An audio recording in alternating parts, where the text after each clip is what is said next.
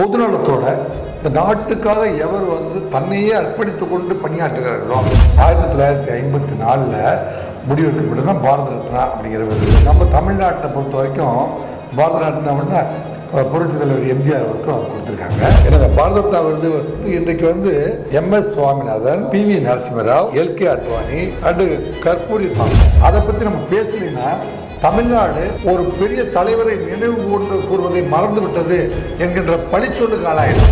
India உருவாக்க ஒரு சிற்பி அவர், அந்த சிற்பிக்கு என்னைக்கோ கொடுத்துருக்கணும்ன்றத என்னோட சின்ன வருத்தம். இப்போ புரட்சி தலைவர் எம்ஜிஆரை பொறுத்த வரைக்கும் பார்த்தீங்கன்னா அவர் இறந்ததுக்கு அப்புறம் கொடுத்தார்.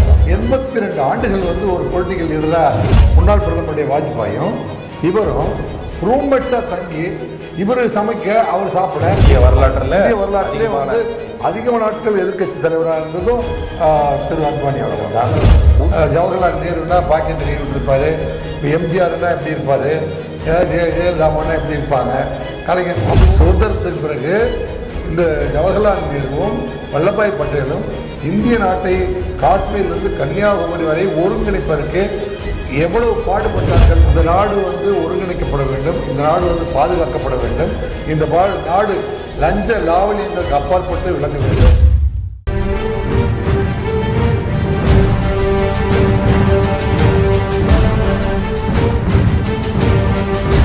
வணக்கம். உங்களுக்கு பேங்கில் வேலை செய்ய கனவு இருக்கா? உங்களோட கிராஜுவேஷன் 50% மேல இருக்கா? உங்களுடைய வயசு 26க்கு மிகாமல் இருக்கா? உங்களோட கனவை நினைவாக்க IPB சென்னையில ஜாயின் பண்ணுங்க. பிரைவேட் பேங்க்ஸ்ல வேலையில சேருங்க. மேலும் விவரங்களுக்கு கீழே உள்ள இணையதளத்தை அணுகவும். இந்த 7 கான்டினென்டல் நியூஸ் நேயர்களுக்கு வணக்கம். முன்னாள் போலீஸ் அதிகாரி திரு ராஜேந்திர ராஜா அவர்களை நாம் வரவேற்கிறோம். வணக்கம் ஐயா. வணக்கம். வணக்கம். எப்படி இருக்கீங்க பாருங்க? நல்லா இருக்கேன் சார். மகிழ்ச்சி. இன்னைக்கு ஒரு புதிய டாபிக்கு, ஒரு முக்கிய செய்தியும் கூட. நமக்கு பாரத் ரத்னா அவார்டு வழங்கியிருக்காங்க நம்ம பெரும் தலைவர் LK அத்வானி, லால் கிஷன் அத்வானி அவர்களுக்கு. அதை பற்றி பேச உங்களை கூப்பிட்டுருக்கேன் ஐயா. ஓ, பெரிய தகவல் அப்படிதான் சொல்லுங்க. பெரிய தகவல் ஏனென்றால் எனக்கு பர்சனலாக அவர் பெரிய ஹீரோ. பெரிய ஹீரோவுக்கு நீங்கள் சொன்னபடி மிகப்பெரிய ஹீரோவுக்கு கொடுக்கப்பட்ட மிகப்பெரிய அவார்டு அது. கரெக்ட். நீங்கள் பாரத ரத்னா அப்படிங்கிறது பார்த்தீங்கன்னா 1954 வருடம் பாரத ரத்னா அப்படின்னா இந்தியாவில் சமூகம், அறிவியல் அல்லது இன்று சமூக ஒற்றுமைக்கான பணிகள் சாதி, மதம், பேதம் எதுக்கும் அப்பாற்பட்டு இந்த இந்திய நாட்டினுடைய நலனுக்காக அர்ப்பணிப்போட, சுயநலம் இல்லாமல் பொதுநலத்தோட இந்த நாட்டுக்காக எவர் தன்னையே அர்ப்பணித்துக் கொண்டு பணியாற்றுகிறார்களோ அப்பேற்பட்ட ஒரு பர்சனாலிட்டியை ஒரு ஹையஸ்ட் அவார்டு கொடுத்து நம்ம ரெக்கக்னைஸ் பண்ணணும் அப்படின்னு முடிவெடுத்த போது 1954 முடிவெடுக்கப்பட்டு தான் பாரத ரத்னா அப்படிங்கிற விருது. ஏற்கனவே நம்ம தமிழ்நாட்டை பொறுத்த வரைக்கும் பாரத ரத்னா அப்படின்னா புரட்சி தலைவர் எம்ஜிஆர் அவருக்கும் அது கொடுத்துருக்காங்க. இப்போ பார்த்தீங்கன்னா இந்திய மாமணி, இந்தியாவில் குடிமக்களுக்கு வழங்கப்படும் மிகப்பெரிய விருது. எனக்கு பாரத ரத்னா விருது இன்றைக்கு MS Swaminathan, PV Narasimha Rao, LK Advani and Karpoori Das இவங்களுக்கு இந்த வருடத்துக்கான அவார்டு கொடுத்துருக்காங்க. இதுல பெரிய விசேஷம் என்னன்னா, LK அத்வானியை பொறுத்த வரைக்கும் ஒரு சீனியர் மோஸ்ட் லீடர். அவரை பற்றி சொல்றதுக்கு நிறைய இருக்கு. அவர் பார்த்தீங்கன்னா சீனியர் மோஸ்ட் லீடர். இன்றைக்கு வயசு 96. இந்த ஷோ பத்தாது அவரை பற்றி முழுசாக பேசணும்னா. இந்த ஷோ பத்தாது. இருந்தாலும் இன்றைக்கு தேதியில் அதை பற்றி நம்ம பேசலைன்னா தமிழ்நாடு ஒரு பெரிய தலைவரை நினைவு கூறுவதை மறந்து விட்டது என்கின்ற பழிச்சொல்லுக்கு ஆளாயிடும். தமிழ்நாடு இந்தியாவும் அப்படி பேச, இந்தியா லெவலில் நம்ம இந்தியாவில் நிறைய பேர் பேசிட்டாங்க, உலக லெவலில் பேசிட்டாங்க. நம்ம தமிழ்நாட்டில் பொறுத்த வரைக்கும் தமிழ் மக்களுக்கு ஒருவேளை இந்தியில் பேசுகிற நியூஸோ அல்லது எலெக்ஷன் பிஸியில் சிலர் யாரும் பேச தவறி இருக்கலாம். அதனால் கடமை தவறாத இருக்கணும் அப்படின்னு ஒரு நிலைப்பாடு இருக்குமானால் உங்கள் டிவியை பொறுத்த வரைக்கும் இந்த தலைப்பில் நீங்கள் பேச அழைத்தமைக்கு உங்களுக்கு நான் நன்றி சொல்ல கடமைப்பட்டிருக்கேன். ஆமாம், நீங்கள் இந்த டாபிக் சொன்னோடனே ஒரு நியாயமான டாப்பிக்கை நீங்கள் தேர்ந்தெடுத்து அழைச்சிருக்கீங்க அப்படின்னு தான் எவ்வளோ வேலைக்கு பழுவக்கூட இப்போ நம்ம பயணம் பண்ணி இங்கே அமர்ந்து இந்த வேலையை தொடங்கியிருக்கோம். இந்த அவார்டு பார்த்திங்கன்னா எனக்கு ஒரு சின்ன வருத்தம் இதில். எனக்கு வந்து அவருக்கு இந்த எப்பயோ வாங்கியிருக்கணும் இந்த அவார்டை அப்படின்றத என்னோட தனிப்பட்ட கருத்து. இல்லை, மற்ற எவ்வளோ விஷயங்கள் அவர் இந்தியா வந்து உருவாக்குற ஒரு சிற்பி அவர். அந்த சிற்பிக்கு வந்து என்னைக்கோ கொடுத்துருக்கணுன்றத என்னோட சின்ன வருத்தம். இல்லை, இன்று ஒரு மனிதனுடைய இறுதி காலத்துக்குள்ள இப்போ புரட்சி தலைவர் எம்ஜிஆரை பொறுத்த வரைக்கும் பார்த்தீங்கன்னா அவர் இறந்ததுக்கு அப்புறம் கொடுக்கலாம். இதை வந்து நீங்கள் சொல்கிறபடி உங்களுடைய வேண்டுகோள் ஏற்புடையது. அதை இந்திய அரசு வந்து அவர் உயிரோடு இருக்கிற பொழுதே இது போன்ற பணியாற்றக்கூடிய சேவையை வந்து அவ்வப்போது முறையாக குறிப்பெடுத்து அவர்கள் ஓரளவு அவர் குடும்ப உறுப்பினர்களோட சொந்த பந்தங்களோடு வாழ்ந்து கொண்டிருக்கும் போதே அந்த அவார்டை பெற்று அவர் பெருமிதத்தோடு வாழ்ந்து முடிப்பதற்கான ஏற்பாடுகளை செய்ய வேண்டும் என்று இதன் மூலமாக இந்திய அரசுக்கும் பாரத ரத்னா விருது யாரெல்லாம் வந்து டெசிக்னேட் பண்ணுறாங்களோ அந்த கமிட்டி மெம்பர்களுக்கும் இதை ஒரு வேண்டுகோளாக வச்சுக்கலாமே. கண்டிப்பாக வச்சுக்கலாம். அப்படி பார்த்தீங்கன்னா இப்போ MS சுவாமிநாதன் அவர்களுக்கும் பார்த்தீங்கன்னா அப்படி தான் வந்திருக்கு, நரசிம்மராவுக்கு வந்திருக்கு, LK அத்வானிஜி, கற்பூரி தாகூர்.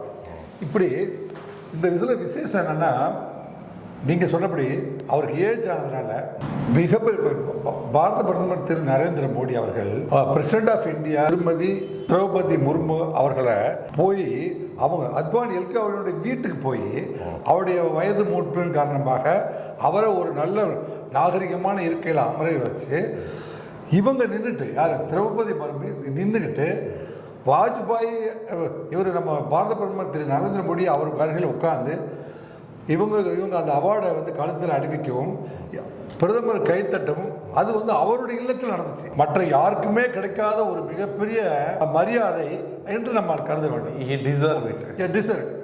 ஒரு பிரசிடென்ட் ஆஃப் இந்தியாவும் என்னங்க ஒரு பிரைம் மினிஸ்டர் ஆஃப் இந்தியாவும் போய் ஒரு மனிதனுடைய பக்கத்தில் உட்கார்ந்து அவர் வீட்டில் இந்த செலிப்ரேஷனை கொண்டாடினது ஒரு ரெக்கார்டு. அதனால நம்ம இதை நினைவு கூறணும்னு நம்ம சொல்கிறோம்.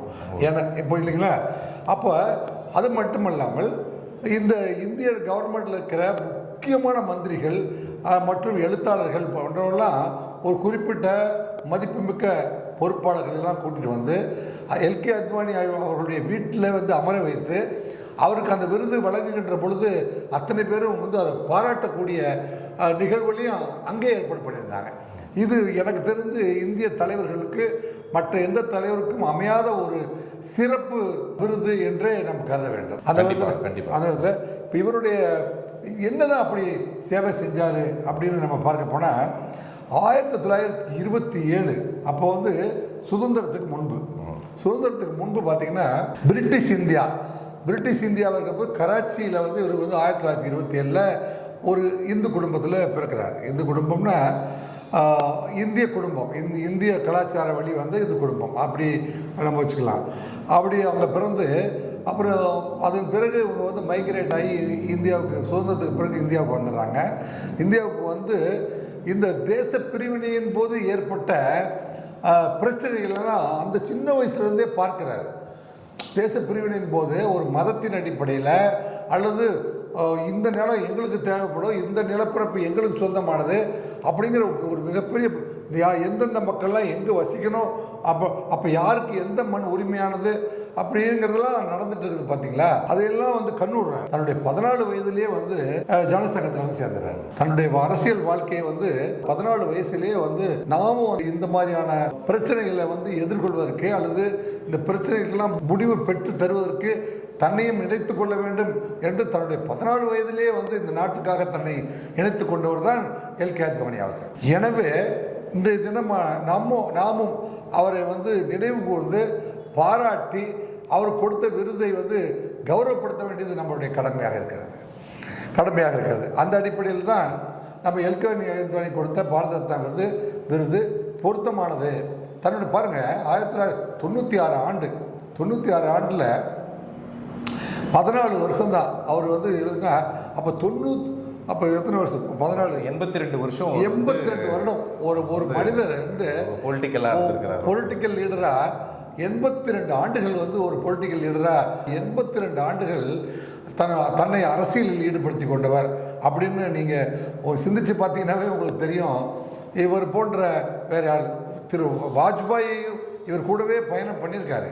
கிட்டத்தட்ட வாஜ்பாயும் இவரும் தன்னை அரசியலில் இணைச்சிட்டதுக்கு அப்புறம் பார்த்தீங்கன்னா இவங்க 2 பேரும் வந்து டெல்லியில் தங்கி ஒரே அறையில் தங்கி இவங்க 2 பேரும் சமைச்சு சாப்பிட்டுட்டு ஒன்றா வாழ்ந்த குடும்பத்தை விட்டுட்டு அரசியலுக்காக இவர் நீண்ட நாட்கள் இவங்க வந்து ரூம்மேட்ஸாக வாழ்ந்துருக்காங்க. வாஜ்பாயும் முன்னாள் பிரதமருடைய வாஜ்பாயும் இவரும் ரூம்மேட்ஸாக தங்கி இவர் சமைக்க அவர் சாப்பிட அவர் குளிக்க போகும்போது இவர் ஒரு அறையை சுத்தம் பண்ணுறது, இப்படி இவருடைய வாழ்க்கையை நீங்கள் சொல்லணும்னா கிட்டத்தட்ட ஒரு 3 மணி நேரம் அவங்க எடுக்கணும். நம்ம இந்த நிகழ்வுக்காக நம்ம குறிப்பாக சில விஷயங்களை சொல்ல கடமைப்பட்டிருக்கோம். 1951 வந்து ஜனசங்கத்தில் சேர்ந்துடுறாரு. ஜனசங்கத்தில் சேர்றாரு. 1998 2014 வரை உள்துறை அமைச்சராக இந்தியாவுடைய உள்துறை அமைச்சர். உள்துறை மக்களவையில் வந்து நீண்ட கால எதிர்க்கட்சி தலைவராக இருந்தது இவர் தான். ஆமாம், மக்களவையில் வந்து பார்த்தீங்கன்னா பார்லிமெண்ட்டில் இந்திய வரலாற்றிலே வந்து அதிக நாட்கள் எதிர்க்கட்சி தலைவராக இருந்ததும் திரு அத்வானி அவர்கள் தான். உள்துறை அமைச்சராக வந்திருக்காரு, துணை பிரதமராக இருந்திருக்காரு. போக்ரான் அணுகுண்டு 1998 வெடிக்கும்போது இவர் தான் உள்துறை அமைச்சராக இருந்தார். ஆமாம், 1900 மிகப்பெரிய சாதனை. 1951 பார்த்தீங்கன்னா ஜனசங்கத்தில் வந்து உறுப்பினர் ஆகிறாரு. 1957 ஆண்டு வந்து நாடாளுமன்ற விவகாரங்களை கைவாளுக்காக வந்து டெல்லிக்கு வந்து சேர்றாரு. டெல்லியில் வந்து ஜனசங்கத்தினுடைய பொதுச் செயலாளராக வந்து பணியாற்றுறாரு. அப்புறம் 1966 ஜனசங்கத்தினுடைய தேசிய தலைவர்கள் ஒருவராக அவரை தேர்ந்தெடுத்துறாங்க. அதன் பிறகு பார்த்தீங்கன்னா 1960 அப்புறம் 1980 வந்து அடல் பிஹாரி வாஜ்பாயோடு சேர்ந்து பாரதிய ஜனதா கட்சியை உருவாக்குனதே இவங்க தான். One of the founder. இந்த பாரதிய ஜனதா கட்சி இன்னைக்கு இந்தியாவை வந்து சீரோடும் சிறப்போடும் உலகத்தின் மிகப்பெரிய ஆமா, உலகத்தினுடைய மிகப்பெரிய ஜனநாயக நாடான இந்தியாவை கடந்த 10 ஆண்டுகளாக தொடர்ந்து ஆட்சி செய்கின்ற இந்த அரசை அமைப்பதற்கு ஒரு கட்சியை உருவாக்குனது எல்கே அத்வானி சார் அப்படின்னு தான். எல்கே அத்வானியும் திரு அடல் பிஹாரி வாஜ்பாயும் அப்படின்னு சொன்னால் அதுதான் வரலாறு. கால சிறந்த அது ஒரு மிகச்சிறந்த வரலாறு. இன்றைய தினம் வந்து இந்த நாட்டில் வாழ்கின்ற அத்தனை பேருமே நினைவு கூற வேண்டிய ஒரு தலைவர், பாராட்டப்பட வேண்டிய ஒரு தலைவர் அப்படின்னு சொல்லலாம். கட்சி பாகுபாடு இல்லாத நிறைய, அதாவது ஜனசங்கம் ஆரம்பிச்சாரு, அதுக்கப்புறம் இது ஆரம்பிச்சாரு, அதுக்கப்புறம் போக்ரான் அணுகுண்டு அடிச்சது இவர் தான். இவரோட இதுதான் நம்ம உலக அரங்கில் பெருசாக தலை நிமிர்ந்து நின்னதுக்கு இவர் முக்கிய காரணம். இப்போ இவர் வந்து பார்த்தீங்கன்னா மை கண்ட்ரி மை லைஃப் அப்படின்னு ஒரு புக் எழுதுறாரு. 1040 பக்கத்தில் மை கண்ட்ரி மை லைஃப், எனது நாடு எனது வாழ்க்கை, எனது நாடே எனது வாழ்க்கை அப்படிங்கிற மாதிரி ஒரு புத்தகத்தை 1040 பக்கம் எழுதுறாரு. இதுக்கு முன்னாள் பிரசிடென்ட் ஆஃப் இந்தியா மேதகு அப்துல் கலாம் வந்து அந்த புத்தகத்தை வந்து விநியோகம் பண்ணுறாரு. அந்த புத்தகத்தை முதல் புத்தகத்தை விநியோகம் பண்ணி அந்த பாராட்டு விழா வச்சு அந்த புத்தகத்தை வந்து வெளியீட்டு விழாவில் அவர் தான் இஸ்யூ பண்ணுறாரு. இந்தியாவிலே வந்து இந்திய வரலாற்றினுடைய 1900 2017 வரைக்கும் இந்திய வரலாற்றில் நடந்த முக்கிய நிகழ்வுகள் அத்தனையும் இந்திய வரலாற்றையே வந்து தன்னுடைய வாழ்க்கையோடு சேர்த்து இணைச்சு அவர் எழுதியிருக்காரு. இந்திய வரலாற்றின் உண்மை வரலாற்றை படிக்கணும்னா இதை படித்து பார்த்தா தெரியுங்கிற அளவுக்கு அந்த புத்தகம் இருந்ததுனால இது வந்து இந்தியாவிலேயே அதிக விற்பனையான புத்தகங்களில் இதுவும் ஒன்று. அப்படியேப்பட்ட ஒரு புத்தகத்தை அவர் வாழ்க்கையில் எழுதி கொடுத்துருக்காரு. அவர்கிட்ட ஒரு மிகப்பெரிய சிறப்பு என்ன அப்படின்னு பார்த்தீங்கன்னா, அவர் எப்பவுமே வந்து கையை இப்படி வச்சுக்குவார். இப்படி தான் அத்வானின்னா ஒரு மாடல். ஒவ்வொருத்தருக்கும் ஒரு மாடல் இருக்கும். இப்போ ஜவஹர்லால் நேருன்னா பாக்கெட்டு கை விட்டுருப்பார். இப்போ எம்ஜிஆர்னா எப்படி இருப்பார், ஜெயலலிதாமானா எப்படி இருப்பாங்க, கலைஞர், அப்படி ஒவ்வொருத்தருக்கும் ஒரு மாடல் இருக்குது. அவர் பார்த்தீங்கன்னா எல்கே அத்வானி பார்த்தீங்கன்னா மேனரிசம் இப்படி வச்சு இப்படி தான் இருப்பார் எப்போவுமே. இந்த கைக்கு என்ன அர்த்தம் அப்படின்னா, இந்த நாடு பிரிவினை ஏற்படுவதை நான் ஒருபோதும் ஒத்துக்கொள்ள மாட்டேன். இந்த நாடு பிரிவினை ஏற்படுது, இந்தியா ஒருங்கிணைந்த இந்தியா, பாரத நாடு ஒருங்கிணைந்த இந்தியாவாக என் உயிருள்ளவரை இருப்பதற்கு பாதுகாப்பேன் அப்படின்னு சொல்கிறதுக்காகவும், நான் என் கைகள் பொது சேவை செய்வதற்காக வந்தது, என் கைகள் லஞ்சம் வாங்குவதற்காக யார்கிட்டும் கை நீட்ட மாட்டேன் அப்படிங்கிறதையும் அறிவுறுத்துகிற வகையில் இந்த கையை இதுவரைக்குமே அவர் வந்து இந்த மாடல் வச்சுருக்காரு. இது யாருக்கும் தெரியாது. இந்த நாட்டுக்கு இந்த கைக்குள் இவ்வளவு பெரிய ரகசியம் இருக்கிறதா அப்படிங்கிறத எடுத்து சொல்ல வேண்டியது கூட இந்த நாட்டினுடைய குடிமக்களாகிய நம்மளுடைய கடமையாக இருக்குது. இப்படி ஒரு மனிதர் வாழ்ந்திருக்கிறாரா? அவர் என்ன செஞ்சிருக்காரு? சுதந்திரத்துக்கு பிறகு இந்த ஜவஹர்லால் நேருவும் வல்லபாய் பட்டேலும் இந்திய நாட்டை காஷ்மீர்லேருந்து கன்னியாகுமரி வரை ஒருங்கிணைப்பதற்கு எவ்வளவு பாடுபட்டார்கள் அப்படிங்கிறத உற்று கவனிச்சுட்டே அப்படி ஒருங்கிணைக்கப்பட்ட இந்தியாவை கடைசி வரைக்கும் விட்டு கொடுக்காம நான் அதுக்கு பிறகு பார்த்தீங்கன்னா இவருக்கு லைஃப்பில் அதிகப்படியாக த்ரெட் வந்தது இவருக்கு தான். லைஃப் த்ரெட் இவர் தேர்தல் பரப்புரைக்கு செல்லுகின்ற கோயம்புத்தூருக்கு வந்தபோது கூட 6 இடங்களில் குண்டு வெடிப்பு நடத்தினார்கள். இவர் நாட்டை துண்டாட நினைப்பவர்கள், இந்திய நாட்டை துண்டாட நினைப்பவர்கள் இவர் மூலமாக இவருக்கு பல்வேறு அமைப்புகள் மூலமாக இவருக்கு லைஃப் த்ரெட் இருக்கு. அந்த பாதுகாப்பெல்லாம் தாண்டி அவர் வாழ்ந்து கொண்டிருக்கிற பொழுது பார்த்தீங்கன்னா இப்போ அவருடைய வாழ்க்கை பயணத்தில் பல ஆபத்துகளிலிருந்து கடந்து அவர் வாழ்ந்துட்டுருக்காரு. இப்போ பல முறை இப்போ நீங்கள் இந்திரா காந்தி அம்மையார் எமர்ஜென்சி பீரியட் பார்த்தீங்களா, அப்போ நீண்ட நாட்கள் சிறைவாசம் பண்ண வச்சிருக்காரு. அதன் பிறகு பார்லிமெண்ட் மெம்பராகி அமைச்சராகி இந்த நாட்டுக்கு சேவையாற்றிருக்காரு. இப்பேற்பட்ட மனிதர் இந்த நாடு ஒருங்கிணைக்கப்பட வேண்டும், இந்த நாடு பாதுகாக்கப்பட வேண்டும், இந்த நாடு லஞ்ச லாவலியங்களுக்கு அப்பாற்பட்டு விளங்க வேண்டும், செழிப்பூட்டு இருக்க வேண்டும் என்ற கருத்தினை பதிவு செய்து நல்ல ஆட்சி அமைய வேண்டும், இந்த நாட்டு மக்கள் அனைவரும் நன்றாக இருக்க வேண்டும் என்றே கட்சி தொண்டர்களுக்கெல்லாம் திரும்ப திரும்ப சொல்லிக்கொண்டே இருந்த ஒரு நபர், அப்படியேப்பட்ட ஒரு சாதனையாளர். அப்படிங்கிறனால தான் இந்த இந்தியாவிலே மிகச்சிறந்த விருந்தாகிய இந்த பாரத ரத்னா விருது அவருக்கு வழங்கப்பட்டிருக்கிறது என்பதை நாம் இந்தியா குடிமக்களாகிய அத்தனை பேருமே இவருடைய சாதனைகள். இப்போ நான் இந்த நிகழ்வுக்காக சில செய்திகளைத்தான் நான் சொல்லியிருக்கிறேனே தவிர எல்கே அத்வானியுடைய இந்த புத்தகத்தையும் அவரை பற்றிய செய்திகளையும் வாசித்து அனைவரும் தெரிந்து கொண்டு அவர் இன்னும் எஞ்சிய காலத்தில் எல்லா வளமும் எல்லா செல்வமும் பெற்று அவர் நிறைந்த வாழ்ந்து முடிக்க வேண்டும் என்று நாம் அவரை இந்த நல்ல நாளில் வாழ்த்துவோம் என்று கூறி இந்த நல்ல வாய்ப்புக்கு தங்களுக்கு நன்றியை தெரிவித்துக் கொள்கின்றேன். மிக்க நன்றி. இன்னும் ஒரு ஃபர்காட்டன் ஹீரோ நிகழ்ச்சியில் டாக்டர் ராஜேந்திர ராஜா அவர்களை மீண்டும் சந்திப்போம்.